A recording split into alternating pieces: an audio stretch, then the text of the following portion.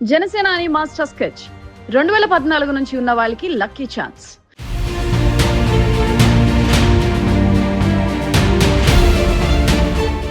రాజకీయాల్లో తప్పులు చేయడం సహజం, కానీ ఆ తప్పుల నుంచి పాఠాలు నేర్చుకుని వ్యూహాలు మార్చిన వాడే అసలైన నాయకుడు.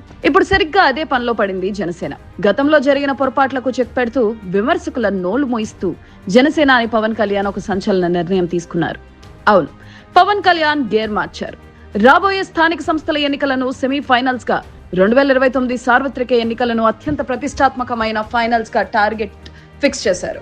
గత 2 నెలలుగా బయట ఎక్కడా పెద్దగా కనిపించని పవన్ కళ్యాణ్ తెర వెనుక ఒక సైలెంట్ ఆపరేషన్ స్టార్ట్ చేశారు.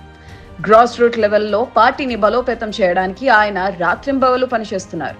అధినాయకత్వం నుంచి వరుసగా వస్తున్న కీలక నిర్ణయాలు చూసి ఇతర పార్టీల నేతలు సైతం అవాక్కవుతున్నారు.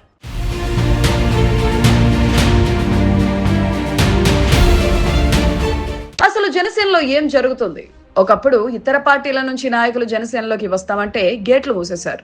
జంపింగ్ జపాంగ్లను పవన్ కళ్యాణ్ అస్సలు ఎంకరేజ్ చేయలేరు. కానీ ఇప్పుడు సీన్ మారింది. జనసేన వ్యూహం మారింది. పార్టీని క్షేత్రస్థాయిలో పటిష్టం చేయాలంటే బలమైన నాయకులు కావాలి. అందుకే ట్రాక్ రికార్డ్ క్లీన్ గా ఉండి నిజంగా ప్రజలకు సేవ చేయాలనే తపన ఉన్న నాయకులకు జనసేన ఇప్పుడు రెడ్ కార్పెట్ వేస్తుంది. దీనికోసం ప్రత్యేకంగా జాయినింగ్స్ కమిటీని రంగంలోకి దించింది. ఈ కమిటీ వ్యూహాలు గనక కరెక్ట్ గా వర్కౌట్ అయితే ఇక జనసేనకు ఏపీలో తిరుగులేనట్లే.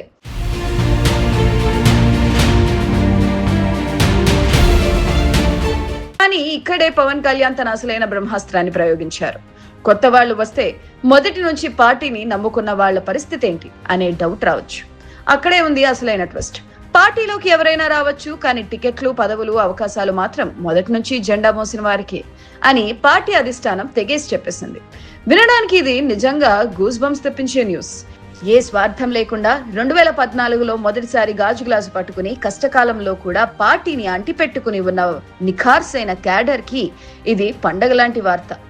నిబద్ధతతో పనిచేసే వారికి పార్టీ అండగా ఉంటుందని జనసేన ఈ నిర్ణయంతో ప్రూవ్ చేసింది. రానున్న రోజుల్లో జనసేనలో పదవులన్నీ ఆ ఒరిజినల్ క్యాడర్ కి రిజర్వ్ అయిపోయాయి. పాత నాయకులకు పదవులిస్తూ కొత్త నాయకులతో పార్టీని బలోపేతం చేస్తున్న పవన్ కళ్యాణ్ ఈ నయా స్ట్రాటజీ వర్కౌట్ అవుతుందా?